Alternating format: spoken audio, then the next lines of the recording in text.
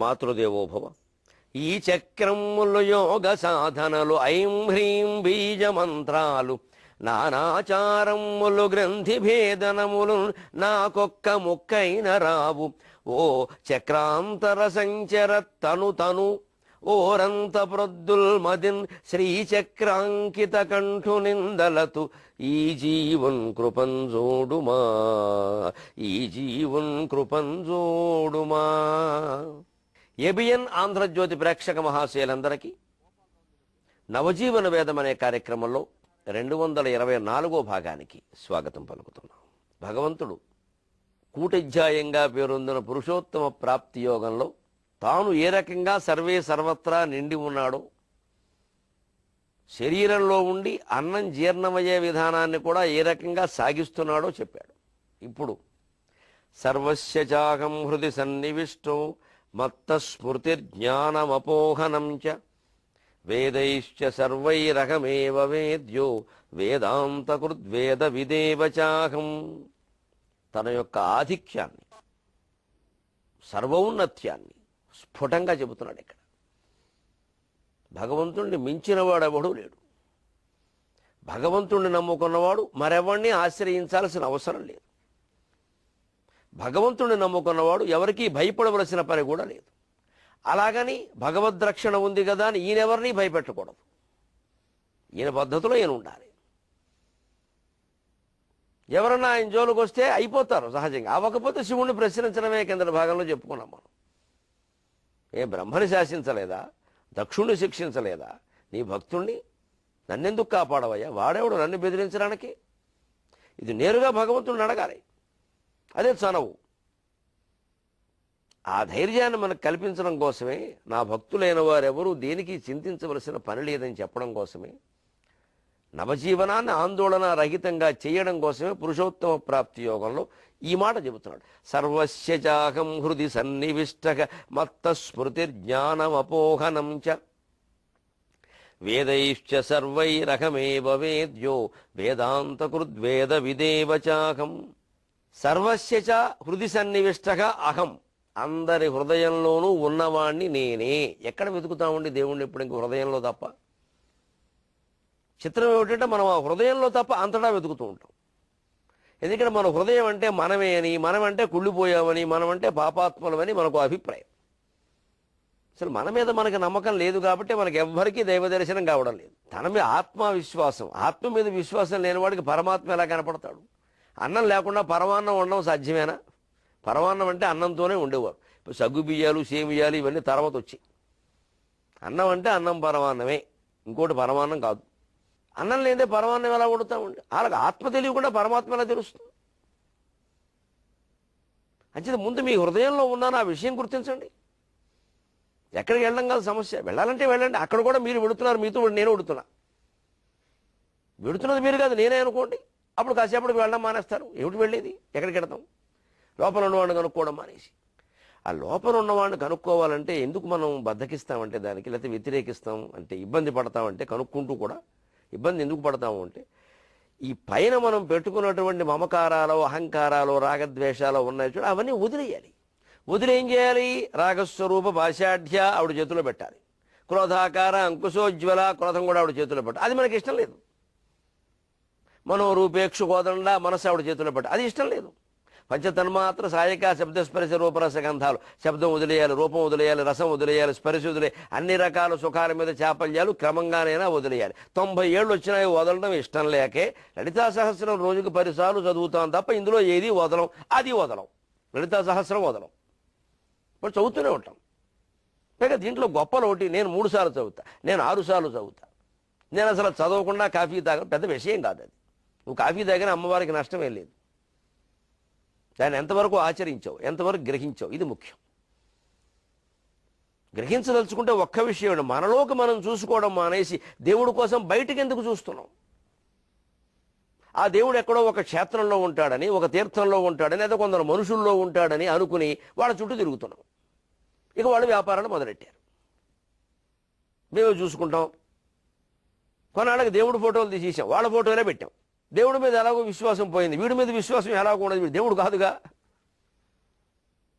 ఏదో పంచతంత్రంలో చెబుతారో చూడ, ధ్రువాన్ని దశ్య నశ్యంతి అధ్రువం నష్టమేవహి అంటాడు. ఈ అధ్రువాన్ని నమ్ముకుంటే, ధ్రువం కాని దాన్ని నమ్ముకుంటే అశాశ్వతాన్ని, అసత్యాన్ని, సత్యం ఎలాగూ దొరకదు వీడు నమ్ముకోకపోవడం వల్ల. అసత్యం ఉండనే ఉండదు, అది ఎలాగో అసత్యం. దేవుళ్ళు కాకుండా మరెవరినో దేవుడు అనుకుని మనం ఫోటో పెట్టి పూజ చేస్తున్నాము అంటే, నేరుగా దేవుళ్ళు ఎంతమంది ఇన్ని రూపాల్లో మనకు ఉండగా, రామ రూపంలో, కృష్ణుడి రూపంలో, అమ్మవారి రూపంలో, ఇంతమంది రూపంలో మనకి ఇంకెవరండి? లేకపోతే 4 ముక్కలు చెప్పిన గురువునే దేవుడు అనుకుని ఆ ఫోటో పెట్టేస్తున్నామంటే కొన్నాళ్ళకి ఏమవుతుంది? మన ఎదురుగా ఉండడం వల్ల ఇలా చేయడం నీకు ఆయనే, ఇంకేం లేదు. నేను నీ హృదయంలో ఉన్నానరా, చూడరా, ఈ ఫోటోలు దేనికి ఊరికే? ఇది ఊరికే ఆరాధన తప్పితే ఏముంది ఇందులో? సర్వస్య చాకం హృది సన్నివిష్ట. అంతేకాదు, మత్త స్మృతి జ్ఞానం అపోహనం చ.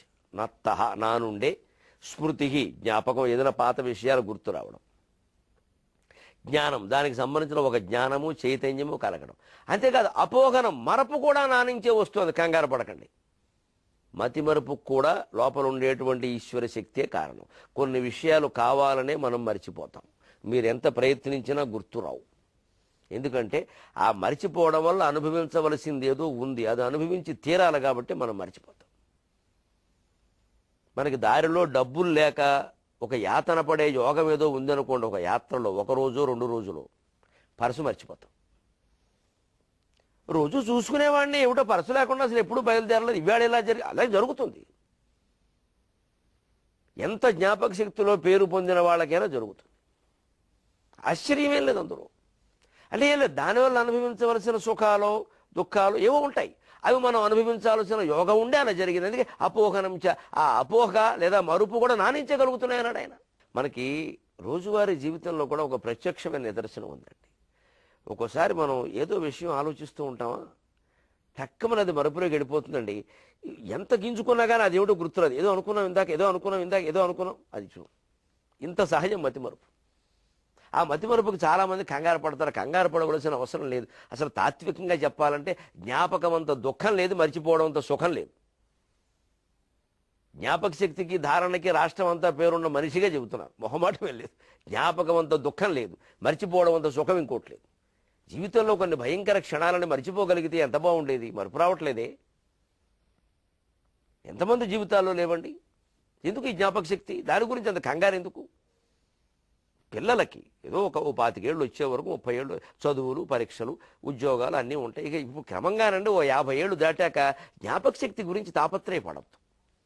అది పెద్ద విషయం కాదు. చాలామంది పాపం 70 ఏళ్ళ వాళ్ళు కూడా ఇబ్బంది పడుతున్నారు. మధ్య మాకు ఏమిటో పద్యాలు గుర్తు అవసరం లేదు. ఆ పద్యం చదువుకోండి, వదిలేయండి. గుర్తుపెట్టుకోవడం ఎందుకు? చదివినప్పుడు ఆనందం కలిగింది చాలు. మళ్ళీ చదవగలిగితే చదవండి, లేకపోతే నమశివాయ నమశివాయ. ఎందుకంటే అవన్నీ కాలానుసారంగా వస్తాయి, కాలానుసారంగా పోతాయి. పుట్టినప్పుడు పిల్లాడు ఎవరిని గుర్తుపట్టడు, స్మృతి లేదు. వాడికి పూర్వజన్మ స్మృతులు ఉన్నాయి, ఇవి ఇంకా ముద్ర పడలేదు. ఇవి ముద్ర పడుతున్న కొద్దీ అవి పోతాయి. ఆడపిల్లకి చూడండి, పుట్టింట్లో ఉన్నప్పుడు అన్నీ పుట్టింటి విషయాలే. అత్తారింటికి వెళ్ళగానే క్రమంగా అక్కడ అనుబంధం పెరగగానే, అక్కడో 2 పిల్లలు బయలుదేరగానే, ఇక అటు అనుబంధం పెరగగానే చూడండి, ఇటు విషయాల మీద కొంచెం ఆసక్తి తగ్గిపోతుంది. తగ్గిపోవడం అవసరం కూడా. అంచేత స్మృతి కలగడం ఎంత అవసరమో అపోహనం కూడా అంతే అవసరం. ఆ ముద్రలు, అత్తారింటి ముద్రలు పడుతున్నాయి కాబట్టి పుట్టింటి ముద్రలు కొన్ని జరిగిపోతే తప్పదది. అలాగే మనకి ఎదుగుతున్న కొద్దీ కొన్ని ముద్రలు పడతాయి, కొన్ని పాత ముద్రలు జరిగిపోతాయి. అందుకే పసిపిల్లాడికి ఆ లోపల పూర్వజన్మ స్మృతులు ఉంటాయి. క్రమంగా కొత్త జీవితానికి సంబంధించిన ముద్రలు పడుతున్న కొద్దీ పాత ముద్రలు తొలగిపోతాయి. ఇందులో బాధపడాల్సిందేముంది? ఈ జ్ఞానం తెలిస్తే బాధపడవు. అంటే జ్ఞాపక శక్తి గురించి 25 ఏళ్ళ వాడు, 30 ఏళ్ళ వాడు, పరీక్షలు రాసేవాళ్ళు, ఉద్యోగాల్లో ఉండేవాళ్ళు కొంచెం కంగారు పడి వాళ్ళు అభ్యాసం చేయాలి. కానీ 50 ఏళ్ళు దాటాక దాని గురించి ఆలోచించడం అనవసరం. గుర్తు ఉన్నది ఏదో ఉంటుంది, లేనిది ఏదో ఉండదు. గుర్తు ఎంత తక్కువగా ఉంటే అంతగా పునర్జన్మ రాహిత్యం ఉంటుంది, మోక్షం వస్తుంది. మత్త స్మృతి జ్ఞానం అపోహనం చ. ఇప్పుడు వేదైశ్చ సర్వైరహమేవ వేద్యక.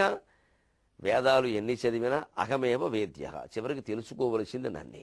అంతేకాదు వేదాంతకృత్, వేదాంతమును తయారు చేసింది, వేదాంతమును నిర్మించింది నేనే. వేద విదేవచ అహం, వేదం సంపూర్ణంగా తెలిసింది నేను నా ఒక్కడికి. అంచేత భగవంతుణ్ణి తెలుసుకోవడమే ముఖ్యం తప్ప శాస్త్రాలు చదవడం ముఖ్యం కాదు. ఈ శాస్త్రాలన్నీ చదవడం నా జీవిత లక్ష్యం అండి అంటే కొంత అజ్ఞానం అది. శాస్త్రాలు చదవడం ద్వారా ఏం తెలుసుకోవాలో అది తెలుసుకోవాలి, కానీ చదవడమే జీవిత లక్ష్యం అంటే ఎలాగా? చదివి ఏం చేస్తాం? చదివితి సమస్త శాస్త్రముల్ చదివి ఏమి ఫలము. చింతామణి నాటకంలో బిలవమంగళుడు అంటాడు ఈ మాట. 3 శాస్త్రాలు చదివాడు. చింతామణి వాళ్ళలో పడ్డాడు. భార్య చనిపోయి ఆ శవాన్ని వేసుకుని ఏరు దాటి చింతామణి దగ్గరికి వెళ్ళాడు. ఏమైంది శాస్త్రాలు? తండ్రి చనిపోతే పట్టించుకోలేదు. ఆ రోజు కూడా ఈయనకి చింతామణే కావాల్సి వచ్చింది. అందుకే చివరిలో ఏడుస్తున్నాడు, చదివిది సమస్త శాస్త్రముల్ చదివి ఏమి ఫలము అని. చదివిన వాళ్ళు గోతులో పడిన వాళ్ళు చాలామంది ఉన్నారు. అంచేది వేదాంతం ద్వారా తెలుసుకోవలసింది నన్ను. వేదములకి మార్గం లక్ష్యం నేను. అందుకే శృతి సీమంత సింధూరీకృత పాదాబ్జధూళిక అమ్మవారి నామాల్లో అదొకటి. ఆ వేద శిరస్సుల మీద ఉండేటువంటిది ఏమిటి అంటే అమ్మవారి యొక్క పాదధూళి. అది అందుకోగలిగితే ఇవేందుకు? ఇవన్నీ ఎవరో చదివారో మనం చదవలేదా? ఈ కాలపు విద్యల గురించి అసలే బాధపడ, వేదం గురించే బాధ వద్దంటే ఈ పనికి మాలిన విద్యలు చదివితే ఎంత, చదవపోతే ఎంత. ఇవే పెద్ద ప్రాధాన్యం అయిపోయి వేళ అందరికీ చదువు ఏం అవసరం అందరికీ? అందరూ మోసగాళ్ళు అవుతున్నారు లేదని చెప్పాలంటే. చదవని వాళ్ళే సుఖంగా ఉన్నారు. వాళ్ళు జనాన్ని మోసం చేయడం, వాళ్ళు మోసం చేయడం కూడా తెలియదు పాపం. అంటే జీవితం ఏ రకంగా భగవంతుని గురించి తెలుసుకుంటున్నావా లేదా, జీవన్ముక్తి పొందుతున్నావా లేదా, 10 మందితో సుఖంగా ఉన్నావా లేదా, ఇది ముఖ్యం. అందుకని ఆ మార్గంలో వెళ్ళండి. సర్వస్య చాకం హృది సన్నివిష్ట మత్త స్మృతి జ్ఞానం అపోహనం చ వేదైశ్చ సర్వైరకమేవ వేద్య వేదాంతగుర్వేద విదేవచ అహం. ఈ తెలుసుకోవడం అనేది కూడా ఒక చోట చుక్క పెట్టాలి. ఆ స్థితికి వెళ్ళాలి అంటే ఒక సూక్ష్మత్వం ఉంటుంది చూడు, సూక్ష్మంలో మోక్షం. అసలు ఈ గ్రంథం చదివేదంతా ఎందుకు, ఈ ఉద్యోగం చేసేదంతా ఎందుకు, ఈ సంసారం అంతా ఎందుకు, వెరసి ఈ జీవితం అంతా ఎందుకు, ఇదే సూక్ష్మమైన ఆలోచన. ఆ భావం తెలియగానే చూడండి జీవితం తేలిక పడుతుంది. ఈ మొత్తం అంతా ఉద్యోగం చేసేది మన ఆదాయం కోసం, బతుకు తెరువుకి అంతే అని అన్నాం అనుకోండి, బతుకు తెరువుకి సంపాదించుకుంటాం. ఇంకా అంతకంటే ఎక్కువ చేయం, అవసరం లేదు. ఇవాళ అందుకోసం చేయట్లు ఆలోచించండి. బతుకు తెరువుకి 2 ఉద్యోగాలు అవసరం లేదు ఇవాళకి కూడా. మన ఆశలు అతిగా లేకపోతే బతుకు తెరువుకి 2 ఉద్యోగాలు అవసరం లేదు. ఒక జీతంతో గడిపేయచ్చు, ఒకళ్ళు ఇంట్లో పనులు చూసుకోవచ్చు. పోనీ 2 ఒకవేళ చేయాలో ఒక పూట ఉద్యోగం చేయొచ్చు. అటువంటి ఉద్యోగాలు కూడా ఉన్నాయి. సగం ఉద్యోగం, 2 సగం జీతాలు తెచ్చుకుని 2వ పూట ఇంట్లో ఉండి సుఖంగా గడపచ్చు. గడుపుతున్న వాళ్ళు ఉన్నారు. స్వల్పకాలిక ఉద్యోగాలు చేయొచ్చు, పార్ట్ టైం అంటారు.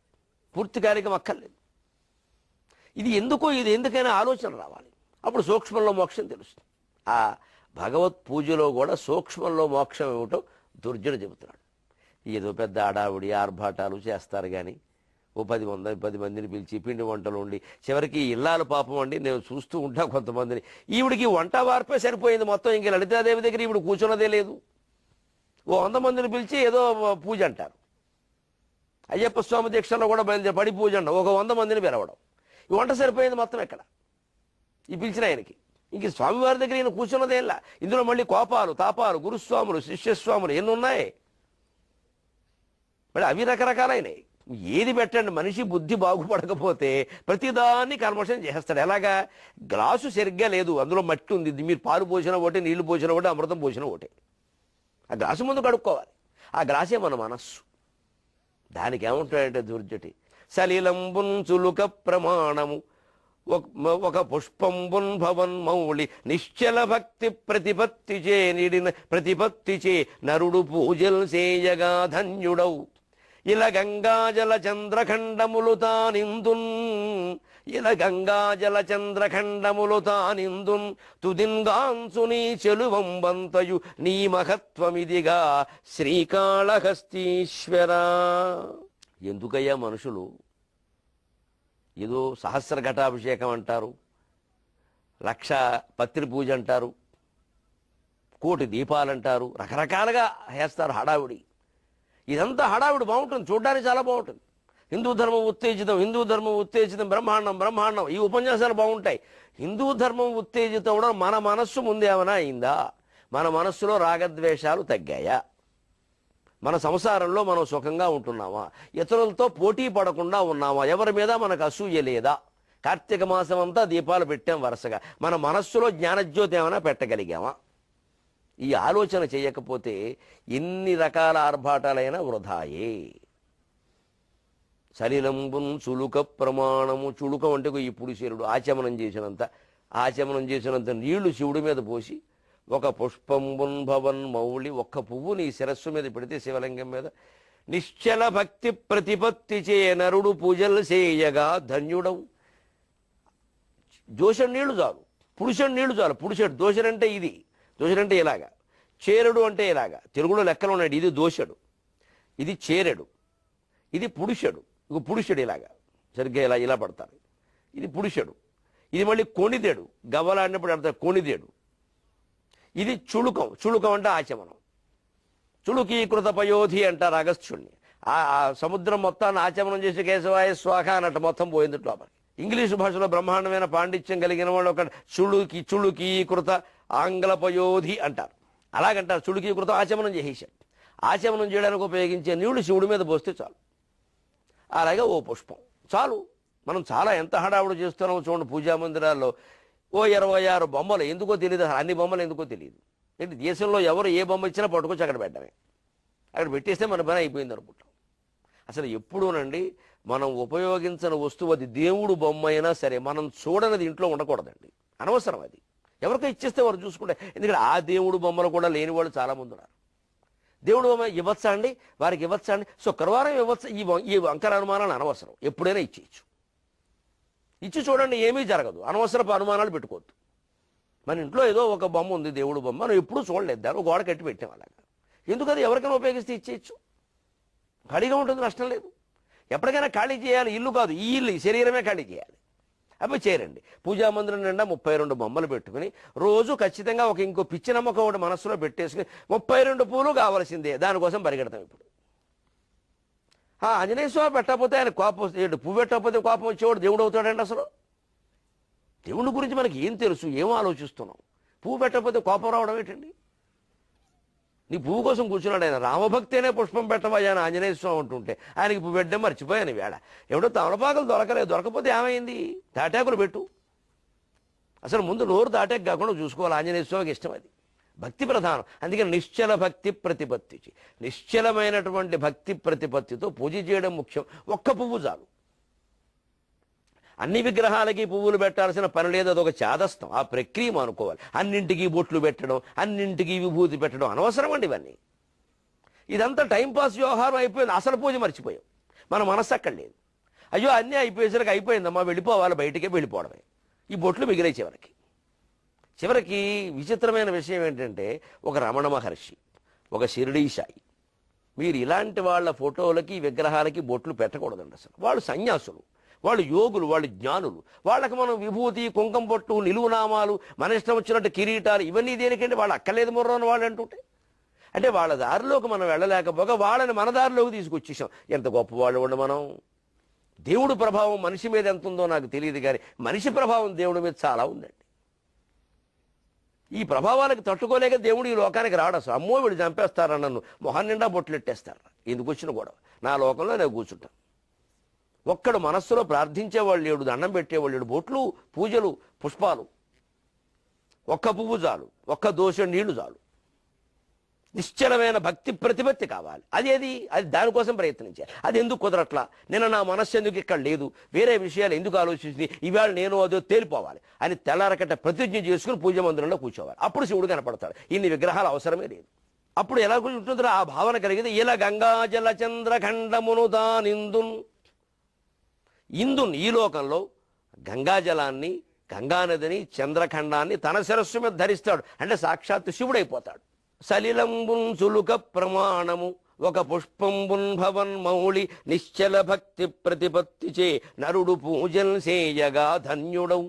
ఇలా గంగాజల చంద్రఖండమును తానిందున్ తుదింగాంచు నీ చెలువంబంతయు నీ మహత్వమిదిగా శ్రీకాళహస్తీశ్వర. తన శిరస్సు మీద సైతం గంగానదిని, చంద్రఖండాన్ని ధరించగలుగుతారంటే సమస్త దేవతలు అతన్ని సేవిస్తారు. యోగ వాసిష్టం ప్రమాణం. ఆత్మజ్ఞానం కోసం ఎవడు ప్రయత్నం చేస్తున్నాడో, ప్రయత్నం చేస్తున్న దశలోనే వాణ్ణి లోకపాలురందరూ కాపాడుకుంటారు అనుంది యోగ వాసిష్టం. లోకపాలురందరూ అంటే ఈ యమలోకం, అగ్నిలోకం, వరుణలోకం, ఈ లోకపాలు యముడు, అగ్ని, ఇంద్రుడు, వరుణుడు, నివృత్తి అందరూ మనని కాపాడుకుంటారు. అది వాళ్ళ బాధ్యత. మనకి అంగరక్షకుల కింద ఉండవలసిందే మన పక్కన. మనం శివధ్యానంలో ఉండాలి. భవధ్యానం ఈ జీవితాన్ని గురించినటువంటి ఆలోచనలు కాకుండా మనం శివధ్యానంలో ఉంటే మన చుట్టూ అంగరక్షకులుగా ఉంటారు. వాళ్ళు కనిపించరు ఎదుటి వాడికి. ఎవడన్నా వస్తే వేసేస్తారు వాడిని పట్టుకుని, మావాడు జోలికి రావడం, నువ్వు వీడు ఒక్కడే రా ప్రపంచానికి ఉపయోగపడుతున్న పని చేస్తున్నది, శివధ్యానం చేస్తున్నాడు, నువ్వు పనికి మాలిన ధ్యానాలు చేస్తున్నావు పో అని చుట్టూ కాపాడుకుంటారండి. అందుకని ఇక్కడ గంగానదిని, చంద్రఖండాన్ని దేవతలందరినీ తన కాపలాగా పెట్టుకుంటూ అవన్నీ పొందుతాడు. స్వచ్ఛమైన జీవితం గంగానది అంటే అర్థం అది. అలాగే చంద్రుడు ఆభరణంగా ఉండడం అంటే ఇంకా ఆయనకు వేరే ఆభరణాలు అక్కర్లా. స్వచ్ఛమైన జీవితం గడుపుతాడు, చల్లదనాన్ని మనస్సులో నింపుకుంటాడు. ఇంకేం కావాలి? తుదిని గాంచు నీ చొలువంబంతయు, చిట్ట చివరికి ఎలాగూ నీ వైభవాన్ని చూస్తాడు. నీ మహత్వం ఇదిగా శ్రీకాళహస్తీశ్వర. ఆత్మ విలాసాన్ని కనుకుంటాడు. విలాసం అంటే అడ్రస్ అనే అర్థం కూడా ఉంది లోకంలో కొన్ని చోట్ల. విలాసం అంటే అడ్రస్, ఆత్మ విలాసం అంటే ఆత్మ చిరునామా. అది ఎక్కడుంది? సర్వశ్చాకం హృది సన్నివిష్టక, దాకా భగవద్గీతలో చెప్పుకున్న శ్లోకమే. ఆ హృదయంలో ఉన్న ఆత్మను చూడగలుగుతాం. శివుడు దేవాలయంలో కంటే ఎక్కువగా నా హృదయంలో ఉన్నాడు. ఆ హృదయంలో ఉన్న శివుణ్ణి చూడడం కోసమే దేవాలయానికి వెడుతున్నాం మనం. అలా చూడగా చూడగా అలవాటుపడి గుడిలో ఉన్న శివుణ్ణి గుండెల్లో కూడా చూస్తాం కదా అని జీవితం అంతా గుడి చుట్టూ తిరగడానికే సరిపోతే ఇంక గుడి చుట్టూ తిరిగేది ఎప్పుడండి? మళ్ళీ దీనికో జన్మెత్తుతామా? అప్పుడు మళ్ళీ మానవ జన్మెత్తుతామని ఏమైనా ఉందా? అప్పుడు ఈ గుళ్ళు మాత్రం మనకు దొరుకుతాయా? అప్పటికి లోకంలో పరిస్థితులు ఎలా ఉంటాయో అంచేత నిన్న గుళ్ళోకి వెళ్ళాం, ఇవాళ గుళ్ళోకి వెళ్ళాం. మన ప్రవర్తనలో మార్పు రావాలి. ఏమొచ్చింది 24 గంటల్లో? ఓ నెలలాడు గుళ్ళోకి వెళ్ళాం, ఒక 40 రోజులు దీక్ష చేసాం, వెంటనే మార్పు కనపడాలి. అతను అసలు దీక్షకు ముందు అతను ఎలా ఉండేవాడు, ఇప్పుడు ఎలా ఉంటున్నాడు అసలు అని వెంటనే 10 మందికి ఆదర్శంగా ఉండాలి. అంతేకాని లెక్క ఎలా బయలుదేరింది? దీక్షగా నియమంగా ఉండడం కంటే నేను 18 సార్లు వెళ్ళాను, నేను 20 సార్లు వెళ్ళాను, నేను 36 సార్లు. ఏమిటి వెడితే ఎక్కడికి వెళ్ళడం? ఏమిటి వెళ్ళడం? కాకినాడ నుంచి రాజమండ్రి వెళ్ళాం, రాజమండ్రి నుంచి హైదరాబాద్ వెళ్ళాం, అలాగే కొండకి వెళ్ళాం. ఈ లెక్కలు వేసుకుందిక. అయ్యప్ప దీక్షకు ముందు భార్య భర్త వల్ల ఏమైనా ఇబ్బందులు పడితే దీక్ష 40 రోజుల తర్వాత వాళ్ళ జీవితం అనురాగ సామ్రాజ్యంలా ఉండాలి, కొడుగట్టుకు పోకూడదు. భర్త అంత సహృదయుడు కావాలి. నేల మీద పడుకోగలిగావు, 4 గంటలకు లేచి చన్నీళ్లు స్నానం చేయగలిగావు మిత్రమా? కార్తీక మాసంలో మేము ఎవరం చేయలేమే. నమస్కారం. నిజంగా దీక్షలో ఎంత పట్టుదలండి. 4 లేస్తారు వీళ్ళు బంగారంగా, ఎలా చేస్తారో తెలియదు. పైగా రోజు 2-3 సార్లు నేల మీద పడుకుంటారు, చెప్పులు ఉండవు కాళ్ళకి. ఇన్ని కష్టాలు భరించగలిగిన వాళ్ళని సంసారంలో కష్టాలు భరించలేమండి? ఇంతకంటే గొప్పవా? అలా పోల్చుకోవాలి. అప్పుడు అవన్నీ తట్టుకున్నాం కదా, మనం ఎందుకు తట్టుకోలేకపోతున్నాం? భార్యాభర్తల మధ్యలో ఓ మాట వస్తే ఎందుకు తట్టుకోలేకపోతున్నాం? వెంటనే ఎదురుస్తున్నామేంటి? గొడవ ఎందుకు వస్తుంది? ఇలా ఆలోచించాలి. ఈ అన్వయం లేకపోతే దీక్షే, మళ్ళీ సంసారం గొడవే. ఇక ఈసారి దీక్ష తీసుకుంటామంటే పెళ్ళం ఏడుస్తుంది. ఎందుకని? మళ్ళీ మొదలెట్టాడు, రా బాబు చంపేస్తున్నాం, వండి పెట్టలేక ఏదో అమ్మడి అంటాడు, దాడి అంటాడు, ఓ 50 మందిని పిలుస్తాడు, భజన అంటాడు, లేనిపోని గొడవ అయిపోతుంది.